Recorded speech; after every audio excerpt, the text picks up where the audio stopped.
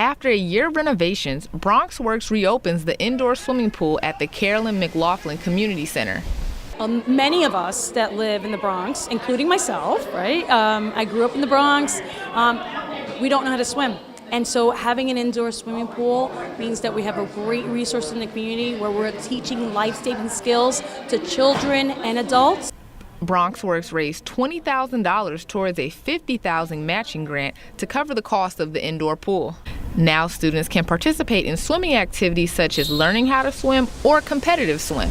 So fun because you could do anything you want. You could play with your friends here, and you could learn how to swim if you don't know how to swim. The pool is open to all residents of the community and will offer senior citizen classes for free.